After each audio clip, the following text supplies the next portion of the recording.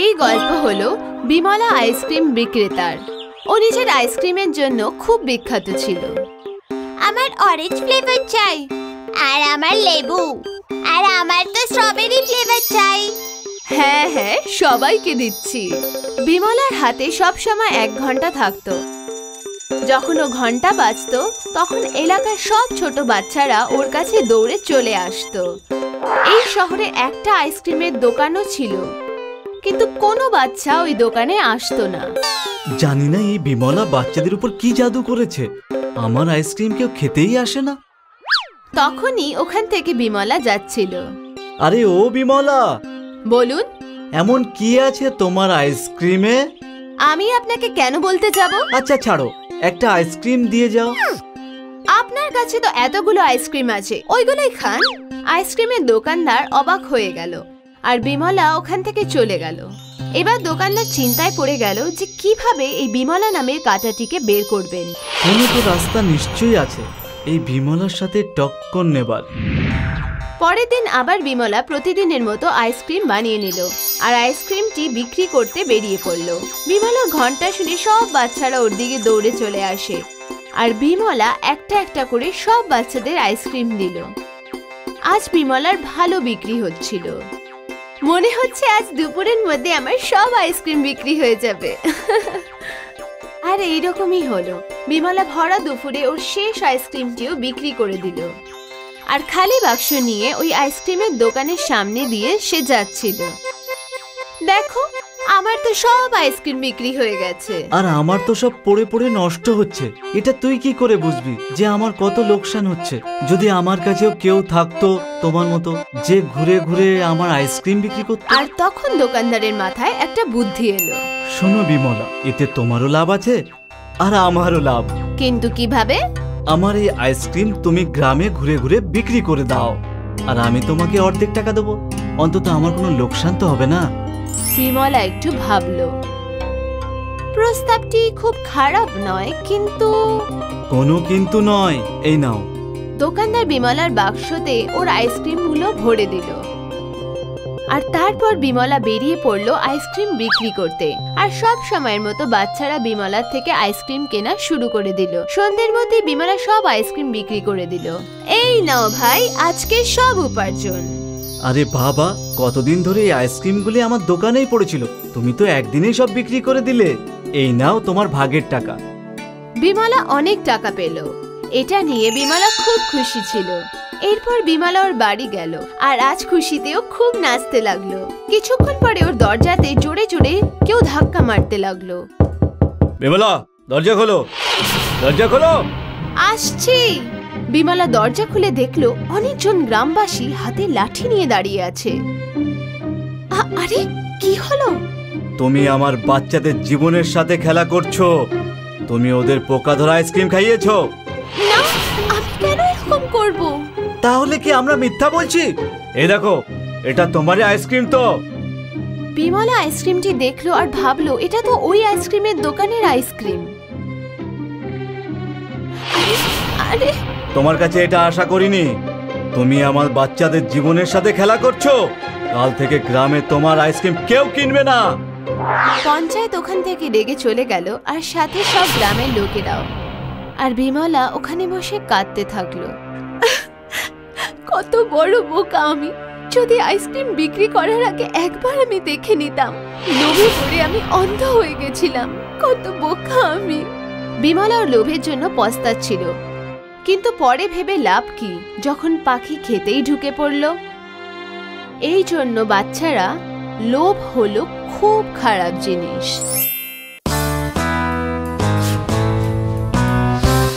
যমুনা এক পরিশ্রমী আর বড় মনের মহিলা ছিল। সে খুবই সুস্বাদু কুলফি বানিয়ে সুলতানপুরে বিক্রি করত। কুলফি বিক্রি করেই ও নিজের পেট চালাতো। বাচ্চারা ওর কুলফি খুবই পছন্দ করত। কুলফি নেবে? কুলফি, কুলফি নিয়ে নাও। একটা কুলফি কত করে দিচ্ছ? 5 টাকা বাবা। আমার কাছে তো 1 টাকাই আছে। ঠিক আছে, 1 টাকাই দিয়ে দাও। এই নাও কুলফি। যমুনার বড় মন দেখে ওর বান্ধবী একটু চিন্তিত হয়ে যেত। যমুনা, তুই যদি এত সস্তায় কুলফি বিক্রি করতে থাকিস তাহলে তোর অনেক লোকসান হবে। তুই নিজের ঘর কি করে চালাবি? আমার তো শুধু এই বাচ্চাদের কুলফি খাওয়া দেখে আনন্দ হয় খুব। যমুনা একদিন রাস্তায় পাশে গরমে নাজেহাল একটা কুকুরকে দেখল। যমুনা ওকেও একটা কুলফি খাওয়ালো। তারপর থেকে কুকুরটা যমুনার সাথেই থাকতে লাগলো। যমুনা কুলফি বিক্রি করতে বেরোতো, তখন কুকুরটাও তার পেছনে গলি গলিতে গিয়ে ঘুরতো। যমুনার সুস্বাদু কুলফি আস্তে আস্তে সারা সুলতানপুরে প্রসিদ্ধ হয়ে গেল। সমস্ত বাচ্চারা এখন শুধু ওর থেকেই কুলফি কিনে খেত। বাচ্চারা ওকে ভালোবেসে যমুনা মাসি বলে ডাকতো। যমুনা মাসি এসে গেছে, যমুনা মাসি এসে গেছে, এসে গেছে, যমুনা মাসি এসে গেছে। প্রথমে আমাকে না, আগে আমাকে দিয়ে দাও। আরে এক এক করে এসো তোমরা বাবা, সকলকেই কুলফি দেব। আজ আমি অনেক বেশি কুলফি বানিয়ে এনেছি। যমুনার কুলফির বাড়ন্ত বিক্রি দেখে আইসক্রিমওয়ালা হরির খুব হিংসে হতে লাগলো, কারণ এখন সমস্ত বাচ্চা ওর আইসক্রিমের বদলে যমুনার থেকে কুলফি কিনতে শুরু করলো। হরি নিজের আইসক্রিমের বিক্রি বাড়ানোর জন্য একটা উপায় বের করলো। আরে যমুনা দি, কতদিন এরকম গলিতে গলিতে মাথায় বোঝা নিয়ে ঘুরে বেড়াবে? এক কাজ করো, নিজের সমস্ত কুলফি আমাকে বিক্রি করে দাও। না হরিদা, আমার নিজেরই বাচ্চাদের কুলফি বিক্রি করতে ভালো লাগে। তোমার ইচ্ছে, আমি তো ভেবেছিলাম যে তোমার কাজ সহজ করে দিই।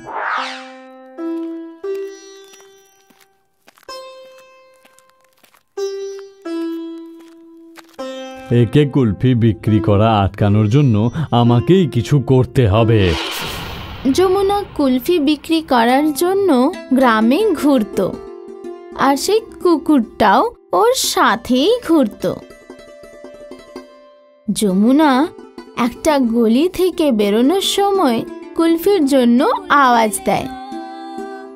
তখনই হরি সাইকেলে যমুনার পিছু নেয়। সুযোগ বুঝেই আমি ওকে ধাক্কা দিয়ে ফেলে দেব, তাহলে ওর সমস্ত কুলফি নষ্ট হয়ে যাবে। হরি যমুনাকে ধাক্কা দেওয়ার জন্য যেই না কাছে পৌঁছলো, ওই কুকুরটা ওকে দেখে ফেলেছিল আর ওর সাইকেলের উপর লাফিয়ে উল্টো হরিকেই ফেলে দিয়েছিল নিচে। হে ভগবান, এই কুকুর আমার পা ছেড়ে দে, ছাড় ছাড় ছাড়, বাঁচাও, কেউ বাঁচাও, ওরে বাবা রে, ছাড়, ছেড়ে দে আমায়। হরি কোনোভাবে নিজের প্রাণ বাঁচিয়ে ওখান থেকে পালালো।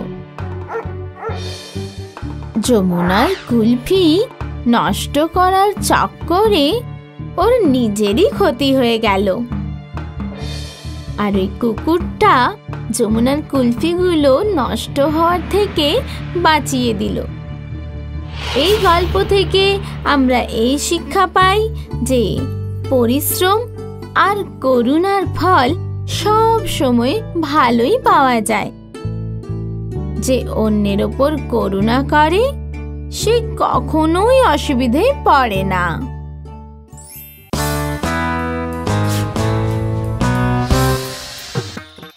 দক্ষিণ ভারতের একটি গ্রামে রমা আর তার স্বামী চিনাপ্পা থাকত।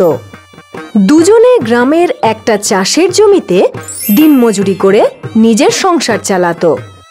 রমা আর চিনাপ্পার এক ছেলে এবং এক মেয়ে ছিল।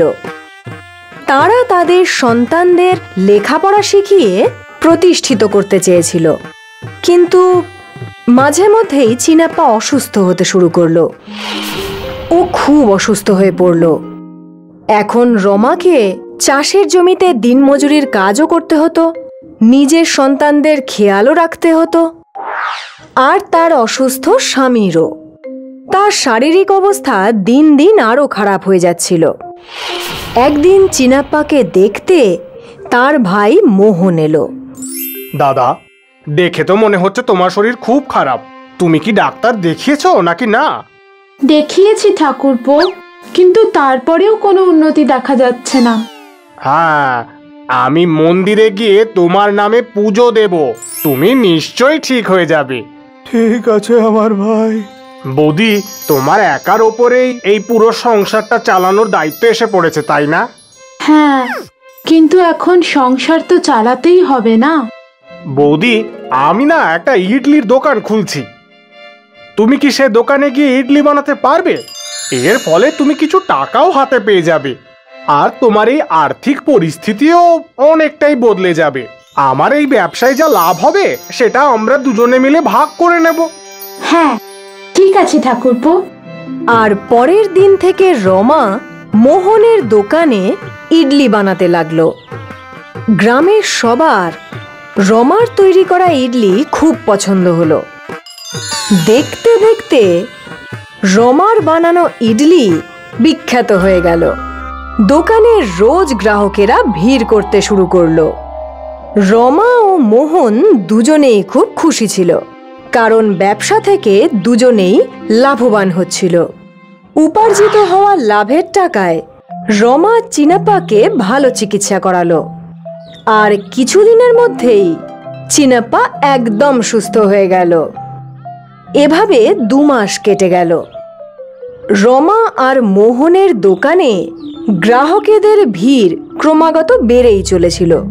আর আজ রমা ভাবল, এই এত লোকের ভিড় শুধুমাত্র আমার ইডলির জন্যই তো, তাহলে আমার তো লাভের ওপর বেশি অধিকার।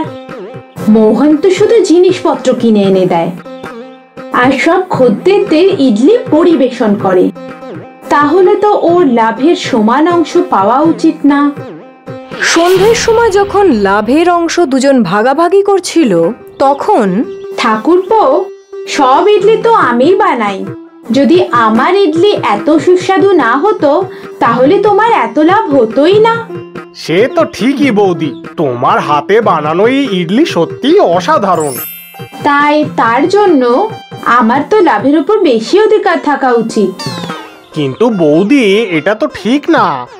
আমিও সারাদিন খুব পরিশ্রম করি, তারপর আমরা এত টাকা রোজগার করি। তার মানে আমরা দুজনেই সমান সমান পরিশ্রম করি, আর তাই এই লাভের অঙ্কের উপরেও আমাদের সমান অধিকার আছে। না ঠাকুরপো, এবার তুমি ভুল কথা বলছো। তাই যদি হয় তাহলে কালকে থেকে অন্য কোনো ইডলি বানানোর লোক খুঁজে নিও। রমা মোহনের সাথে রাগারাগি করে নিজের বাড়ি ফিরে এলো।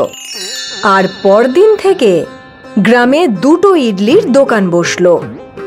একটা রমার, যেখানে সে নিজেই ইডলি বানাতো আর বিক্রি করছিল, আর একটা মোহনের, যেখানে অন্য এক মহিলা ইডলি বানাচ্ছিল। রমার নতুন দোকান দেখে গ্রামবাসীরা সবাই তার দোকানের দিকে চলে গেল, কিন্তু রমা একা ছিল। ও এতজন গ্রাহকদের একা সামলাতে পারছিল না। অবশেষে গ্রাহকেরা অপেক্ষা আর না করে মোহনের দোকানে ফিরে এলো, যেখানে মোহন অন্যান্য দিনের মতোই সমস্ত গ্রাহকদের ভালোভাবে ইডলি পরিবেশন করছিল। এই ঘটনা রোজ হতো, আর দেখতে দেখতে গ্রামবাসীরা মোহনের ইডলির দোকানেই ইডলি খেতে যেত। এখন রমা একা নিজের দোকানে দাঁড়িয়ে আফসোস করত, এটা আমি কি করলাম? আমি তো ভেবেছিলাম ইডলি বানানোটাই আসল কাজ, কিন্তু না, মোহনের খদ্দের সামলানোটাও একটা অনেক বড় কাজ ছিল। অন্ততপক্ষে আমি যখন মোহনের সাথে ছিলাম আমি ভালো টাকা রোজগার তো করতাম, কিন্তু আমার ইডলির দিকে এখন কেউ ফিরেও তাকায় না। রমা নিজের ইডলি নিয়ে খুব অহংকার করত, যা এখন চূর্ণ হয়ে গিয়েছিল। সেই জন্যই কথায় আছে যে অহংকার কাঁচের মতো হয়, যা অবশ্যই ভাঙে। গোমতীনগর নামের একটা গ্রাম ছিল। ওখানে লোকেরা নিজের জীবনযাপন খুব ভালোভাবে স্বাস্থ্যকরভাবে কাটাতো। পরিবেশ পাল্টে গেছিল।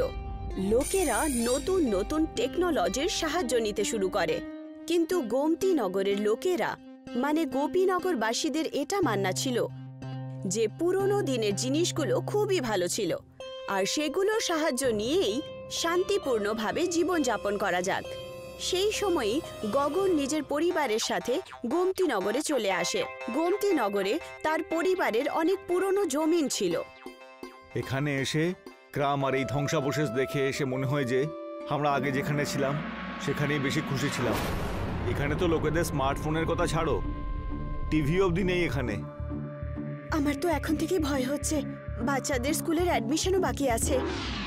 তুমি বললে আমরা আবার আমাদের পুরনো বাড়িতে চলে যাই? না, আমরা এরকমটা করব না। এখানেই কিছুদিন থেকে অন্য কোনো ব্যবস্থা করে নেব। কয়েকটা বছর তো আমাদের এখানে থাকতেই হবে। আরে বাহ বাহ, স্বাগতম এই গোমতীনগরে। আমার তো মনে হয়েছিল যে এখানে কেউই হয়তো আসবে না, আর বাড়ি আর জমি এই এরকম ভাবেই থেকে যাবে। আরে প্রধান মশাই, আপনি তো একদম সেরকমই এরকম ছিলেন আগে, ছোটবেলায় যেরকম দেখেছিলাম তার এতদিন পরে আজকে আমি আপনাকে দেখলাম। তোমার এবং তোমার পরিবারের সাথে সাক্ষাৎ করে আমার খুব ভালো লাগলো। চলো, এখন যখন এসেই গেছো তো ক্ষেত খামারই শুরু করে দাও, নিজের পরিবারের পালন পোষণ করো। মাফ করবেন মুখিয়াজি, কিন্তু আমার দ্বারা চাষবাস হয় না। এর আগে আমি শহরে আইসক্রিম বিক্রি করতাম, আর আইসক্রিম বিক্রি করে আমি আর আমার পরিবার খুব আনন্দের সাথেই থাকতাম সেখানে। কিন্তু শহরে এই রোগ বৃদ্ধি হওয়ায় আর আর্থিক সংকটের কারণে আমরা এখানে গোমতীনগরে এসে পড়লাম। আইসক্রিম আবার কি জিনিস, এটা কি বস্তু আসলে একটু আমাকেও বলো। যদি সম্ভব হয় তো গ্রামবাসীদেরকে বানিয়ে একবার খাইয়ে দাও। গোটা গ্রামবাসী জেনে যাবে যে তুমি আবার গ্রামে ফিরে এসেছো, আর একটা উৎসবও হয়ে যাবে। প্রধানের কথাবার্তা শুনে গগন আর তার স্ত্রী বাড়িতে ঠান্ডা ঠান্ডা আইসক্রিম বানিয়ে পুরো গ্রামকে খাওয়ানোর জন্য তৈরি হয়ে যায়। আমাদের বাজার থেকে জিনিসপত্র এনে লোকেদের আমন্ত্রণ দিতে হবে, এটা আমাদের জন্য খুব ভালো হবে। হয়তো আমরা এখানেও আইসক্রিমের ব্যবসা শুরু করে দেব। তুমি একদমই ঠিক বলেছো, আমরা এরকমটাই করব। গগন আর মধু পুরো গ্রামকে আইসক্রিম খাওয়ার জন্য আমন্ত্রণ জানালো আর গ্রামবাসীদের নিজের বাড়িতে ডাকলো। গ্রামবাসীরা যখন প্রথমবার গগনের বানানো আইসক্রিম খেলো তখন যেন ওরা অমৃত খেয়ে নিল। সমস্ত গ্রামবাসীরা গগনের বানানো আইসক্রিম খেয়ে পাগল হয়ে গেল। সবাই আইসক্রিম খেলো আর অনেক প্রশংসা করলো। আইসক্রিমের আমন্ত্রণ শেষ হওয়ার পর প্রধান মশাই গগনের সাথে কথা বলল আর তারপর পুরো গ্রামবাসীদের তরফ থেকে ধন্যবাদ জানালো। তারপর গগন প্রধানকে বলল, প্রধান মশাই, আমি আপনার কাছে একটা ছোট আবেদন করব। আমি চাই যে আইসক্রিমের ব্যবসা আবার এখানে শুরু করি। এতে আমার ঘরে কিছু আর্থিক সুরাহা হবে আর আমাদের বাচ্চাদেরও মন লেগে থাকবে। আর এতে আবার জিজ্ঞেস করার কি দরকার ভাই, এই জিনিসটা তুমি কিন্তু একদম করতে পারো। যতদিন গ্রামের লোকেরা সুস্থ আছে, ওদের শরীর স্বাস্থ্য সব ঠিক আছে, আমাদের কোনো চিন্তা নেই। এমনিতেও আইসক্রিম তো দুধ থেকেই তৈরি হয়, তাই না? দ্বিতীয় দিন থেকেই গগন আর মধু একটা ছোট্ট হাট গাড়িতে আইসক্রিম বানিয়ে সারা গ্রামে বিক্রি করা শুরু করে দেয়। আইসক্রিমের ব্যবসা শুরু হওয়ার সঙ্গে সঙ্গেই তাদের ব্যবসা খুব ভালো চলতে শুরু করে। দেখতে দেখতেই বাচ্চা, বুড়ো এবং গ্রামের সমস্ত মহিলারাও ওদের আইসক্রিম খেতে শুরু করে দেয়। প্রথম দিনই আমাদের ব্যবসা কত ভালো চলল না? পুরো গ্রামে আমাদেরই প্রশংসা হচ্ছিল।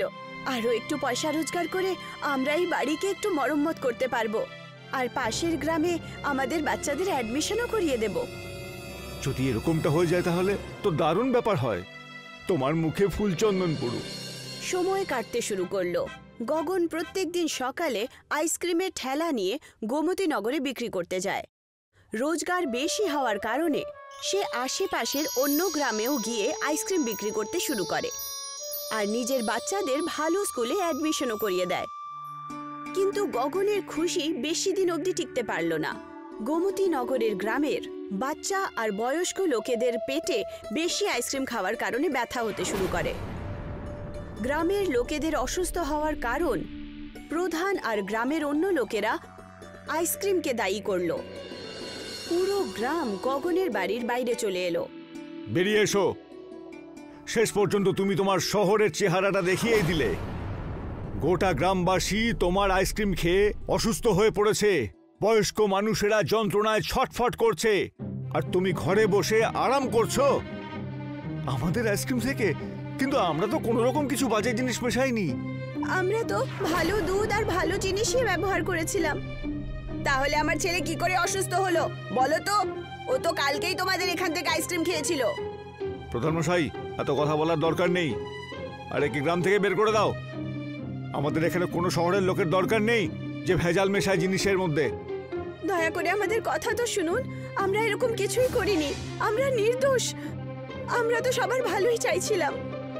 যদি তুমি সত্যি করে ক্ষমা চাইতে চাও তাহলে সমস্ত গ্রামবাসীদের ঠিক করে দাও। যদি তুমি সবাইকে আগের মতো করে দাও তাহলে তুমি এই গ্রামে থাকতে পারো, নাহলে গোটা পরিবার নিয়ে তোমাকে এই গ্রাম ছাড়তে হবে। আগে প্রধানমশাই, আমি এতে রাজি আছি। আমি আমার উপর লাগা যে বদনাম সেটাকে মিথ্যা প্রমাণ করেই ছাড়বো। গগন গ্রামবাসীদের অবস্থা খারাপ হওয়ার কারণ খুঁজতে শুরু করে। তখনও বুঝতে পারে যে ও যেই দুধ দিয়ে আইসক্রিম বানিয়েছিল সেই দুধটা খারাপ ছিল। ও দুধওয়ালার কাছে গিয়ে বলে, তুমি এরকমটা কেন করলে? গোটা গ্রাম আমার উপর থুতু করছে। এসব কিছু তোমার জন্য হয়েছে। তুমি কেন করলে এরকম? আমাকে মাফ করবেন গগন, আমি তোমার এই সমস্যা বুঝতে পারছি। আমি সব কিছু প্রধানবাবুর কথা অনুযায়ী করেছি। কি বাজে কথা বলছো? মুখিয়াজি এরকম কেন করবেন? কারণ তোমার এই গ্রামে অনেক পরিচিতি ছিল। ও জানতো তোমাকে। ও কখনোই চাইতো না যে তুমি এই গ্রামে বেশি দিন থাকো। তোমাকে এখান থেকে বার করে তোমার জমি অধিগ্রহণ করতে চাইছিল। গগন সমস্ত কথা শুনে ভয় পেয়ে যায় আর এই ব্যাপারের উপায় বার করার জন্য ভাবে। আর সমস্ত কথা ও গিয়ে নিজের বউ মধুকে জানায়। প্রধান মশাই এটা খুব খারাপ করেছেন, এর সংশোধন ওনাকে করতেই হবে। তুমি কি ভেবেছো? আমার কাছে টেকনোলজি আছে। আমি এদের লাইভ লঙ্কা আইসক্রিম বানিয়ে খাওয়াবো। তা দিয়ে এদের সমস্ত রোগ সেরে যাবে। লঙ্কা আইসক্রিম? এটা আবার কি? এটা এক ধরনের আইসক্রিম। এতে আমরা দুধ থেকে যে ক্রিম পাওয়া যায় সেটা, লঙ্কা আর লঙ্কার পেস্ট মিক্স করে দেব, আর ভীষণ সুস্বাদু আইসক্রিম তৈরি হবে। তুমি বাস প্রস্তুতি শুরু করে দাও। কিছুটা মধু আর খোয়া ক্ষীর সঙ্গে রেখো, কিন্তু আসার সময় কিছু লঙ্কা বাজার থেকে কিনে এনো। গগনের কথা শুনে মধু সমস্ত তৈয়ারি করে দেয় আর তারপর লঙ্কা আইসক্রিম বানানো শুরু হয়। ঠিক সেরকম ভাবেই তৈরি হয়ে যায় লঙ্কা আইসক্রিম। গগন আইসক্রিমকে বরফের পেটিতে রেখে দেয় আর ওই বয়স্ক লোকেদের বাড়ি গিয়ে তাদেরকে ওই আইসক্রিম দেয়। আগে আমি এই আইসক্রিমটা আপনাদের বাচ্চার জন্য নিয়ে এসেছি। একবারই আপনি আইসক্রিমটা বাচ্চাকে খাইয়ে দিন। সমস্ত গ্রামবাসী এই আইসক্রিম খেয়ে কিন্তু ঠিক হয়ে যাবে। আমি আপনার কাছে অনুরোধ করছি। কিন্তু আমি তোমার উপরে ভরসা কি করে করব? আমার বাচ্চা আরো অসুস্থ হয়ে পড়লে তখন?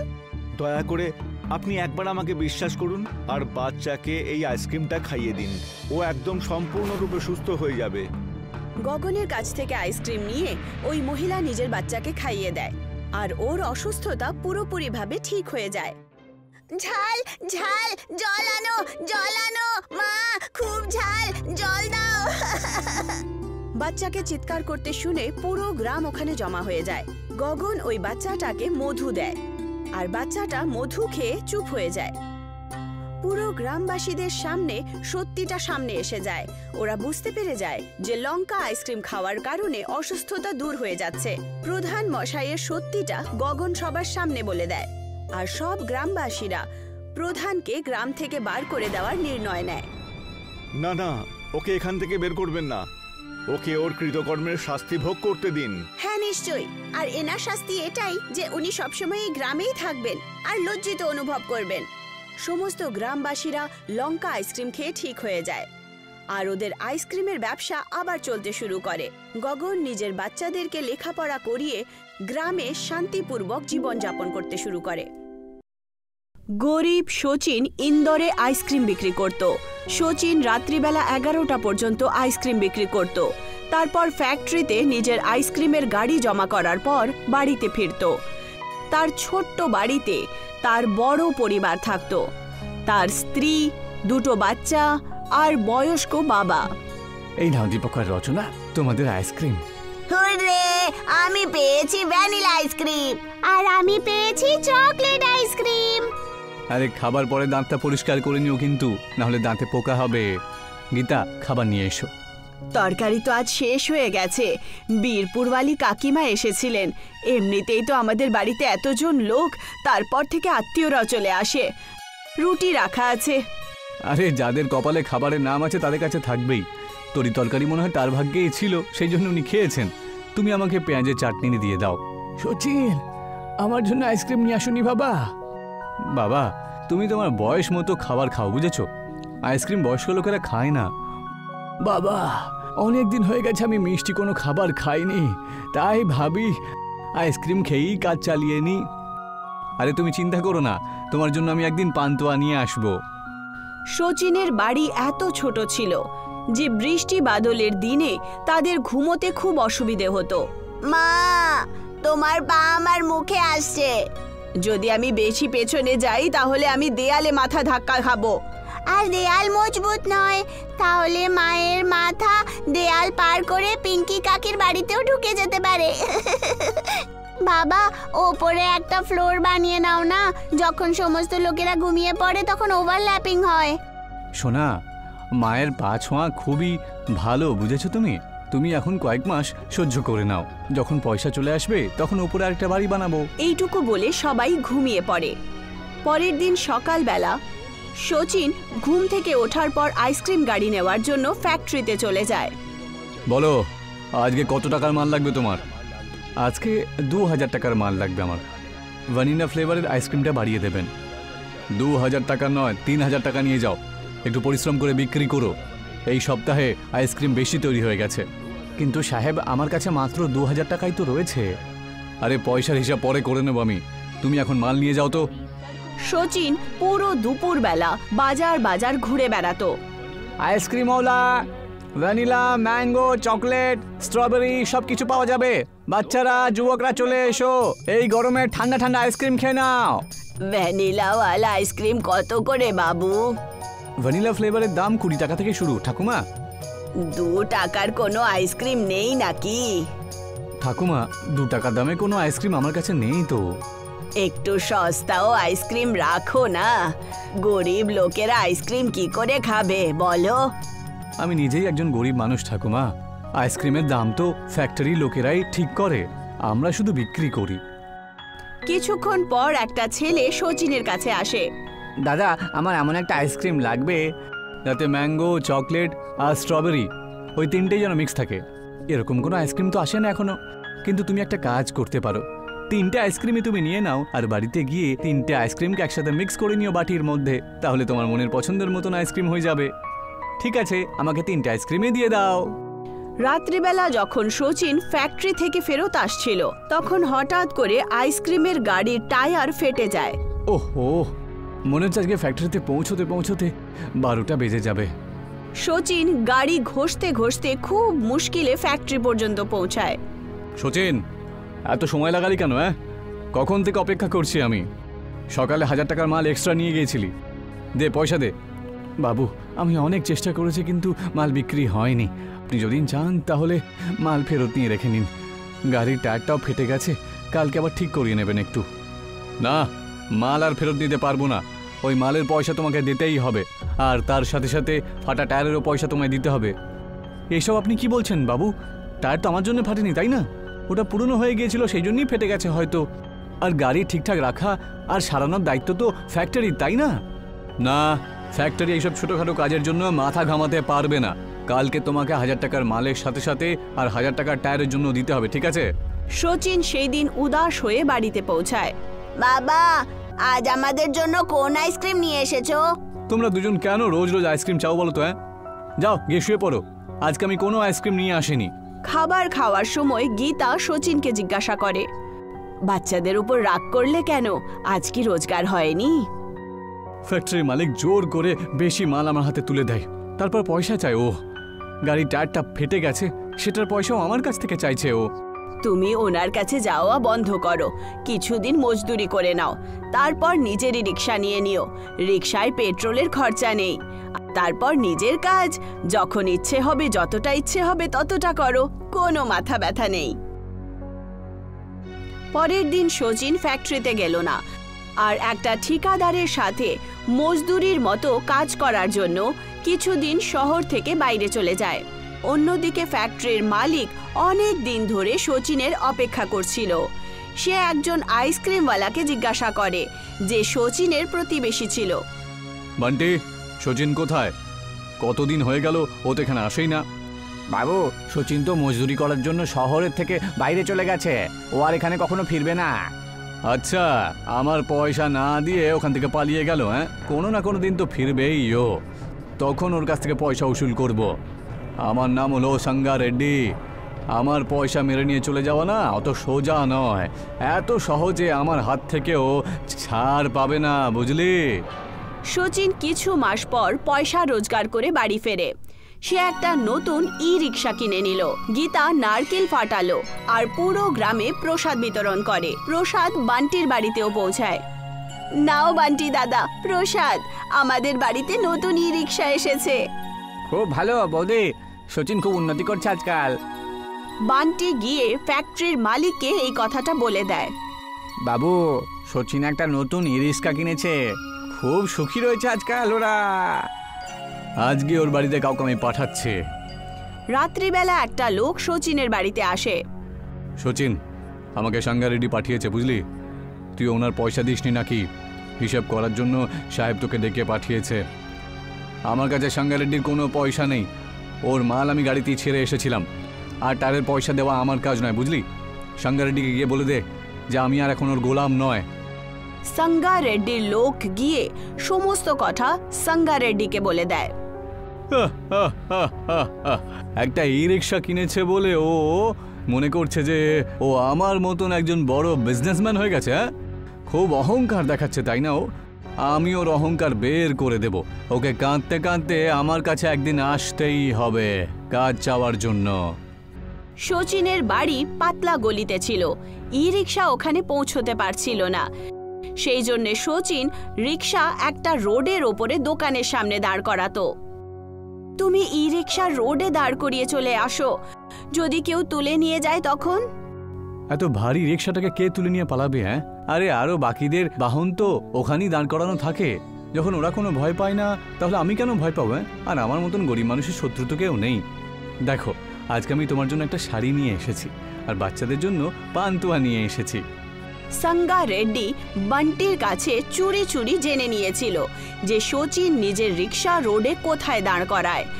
সাঙ্গা রেড্ডি একদিন রাত্রিবেলা বাহন ওঠানোর ক্রেন রাস্তায় পাঠালো আর শচীনের রিক্সা তুলিয়ে নেয়। আরে, এই ই-রিক্সাটা তুলে নিয়ে কোথায় চলে যাচ্ছ? আমি সরকারের লোক, রাস্তায় দাঁড় করানো বাহনগুলোকে সরিয়ে দিচ্ছি। ট্রান্সপোর্ট অফিস থেকে জরিমানা দেওয়ার পরই বাহন ফেরত পাবে সে। বলে সাঙ্গা রেড্ডির লোক ই-রিক্সাটা তুলে নিয়ে চলে যায়। অনেক দূর যাওয়ার পর ওরা একটা হাইওয়েতে পৌঁছায়। হাইওয়ের কিনারায় ঢালান পার করে একটা পুকুর ছিল। ক্রেন ই-রিক্সাটা ঢালে ছেড়ে দেয়। ই-রিক্সা গড়াতে গড়াতে পুকুরে পৌঁছে যায় আর ডুবে যায়। পরের দিন শচীন সকাল সকাল রোডে পৌঁছায়। তখনও দেখতে পায় যে ই-রিক্সা ওখানে নেই। সে লোকেদেরকে জিজ্ঞাসাবাদ শুরু করে। তখন একটা লোক ওকে বলে যে ট্রান্সপোর্ট অফিসের লোক ই-রিক্সা তুলে নিয়ে চলে গেছে। শচীন ট্রান্সপোর্ট অফিসে পৌঁছায়। না, আমরা তোমার ই-রিক্সা তুলিনি তো। মনে হচ্ছে সরকারের নামের কেউ ব্যবহার করে তোমার বাহন তুলে নিয়ে চলে গেছে। শচীন ই-রিক্সাটা অনেক খুঁজলো, কিন্তু সে নিজের ই রিক্সা কোথাও খুঁজে পেল না। শচীন ই রিক্সা খুঁজতে খুঁজতে হাইওয়ে পর্যন্ত পৌঁছে যায়। সে কড়া রোদে হেঁটে চলে যাচ্ছিল। শচীনের মাথা ঘোরালো। সে হাইওয়ের কিনারায় সেই ঢালানে পড়ে গেল আর গড়াতে গড়াতে সেই পুকুরের কিনারায় পৌঁছে গেল। রাত্রি পর্যন্ত শচীন অজ্ঞান পড়েছিল। রাত্রিবেলা যখন বৃষ্টি শুরু হয় তখন বৃষ্টির ফোঁটার কারণে শচীনের জ্ঞান ফেরে। আমি কোথায় চলে এলাম? শচীন দেখতে পেল যে পুকুরে পদ্ম ফুল রয়েছে আর পদ্ম ফুলের ভেতরে আইসক্রিম রাখা আছে। শচীন একটা পদ্ম ফুল তুলে নিল আর আইসক্রিম খেয়ে দেখল। আইসক্রিমটা তো দারুণ খেতে। ই রিক্সা তো আর আমি পাবো না। যদি আমি এই পদ্ম ফুলগুলো বিক্রি করে দিই তাহলে বেশ ভালো ইনকাম হবে আমার। শচীন নিজের বাড়িতে এলো, একটা বাক্স নিয়ে পুকুরে ফেরত আসলো। সে পদ্ম ফুলগুলোকে বাক্সে রেখে দিল আর সেটা তুলে নিয়ে চলে গেল। পরের দিন সকালে শচীন সেই আইসক্রিমে ভরা পদ্ম ফুল বিক্রি করা শুরু করে। আসুন আসুন, পদ্ম ফুলের মধ্যে আইসক্রিম খান। লোকেরা পদ্ম ফুলে আইসক্রিম কখনো খায়নি। বাজারে শচীনের কাছে ভিড় জমা হয়। এইভাবেই শচীন প্রতিদিন পুকুর থেকে আইসক্রিম পদ্ম ফুল তুলে নিয়ে যেত আর বিক্রি করত। বান্টিও আইসক্রিমের গাড়ি নিয়ে বাজারে দাঁড়িয়ে থাকত, কিন্তু তার আইসক্রিম বিক্রি হতো না। বান্টি, কি হলো? আরে সবাই সমস্ত মাল ফেরত নিয়ে চলে আসছে, তুমি কি মাল বিক্রি করছো না? বাবু, শচীন আজকাল কোত্থেকে কে জানে পদ্ম ফুলের মধ্যে আইসক্রিম নিয়ে আসে তো, আর সবাই তো ওই আইসক্রিম খাওয়াই বেশি পছন্দ করে। আমিও সেটা খেয়ে দেখেছিলাম। ওই আইসক্রিমের টেস্ট আমাদের আইসক্রিমের থেকে যে অনেক বেশি ভালো, আর দামও তো কম। আচ্ছা, তাহলে এই ব্যাপার। শচীন আমার ব্যবসা নষ্ট করতে চাইছে, তাই তো? এইভাবে তো আমার ফ্যাক্টরিটাই বন্ধ হয়ে যাবে। একটু ধৈর্য ধরো বান্টি, আমি কিছু করব। একদিন একটা বয়স্ক লোক শচীনের কাছে আসে। বাবা, আমার কাছে পয়সা নেই তো, কিন্তু আমি অনেক আইসক্রিম খেতে চাই এখন। তুমি কি আমাকে ওই জায়গাতে নিয়ে যাবে যেখান থেকে তুমি এই আইসক্রিমের মতন পদ্ম ফুলগুলো নিয়ে আসো? আমি ওখানেই আইসক্রিম খেতে চাই। আমার উপর দয়া করো না, এটা আমার অন্তিম ইচ্ছা।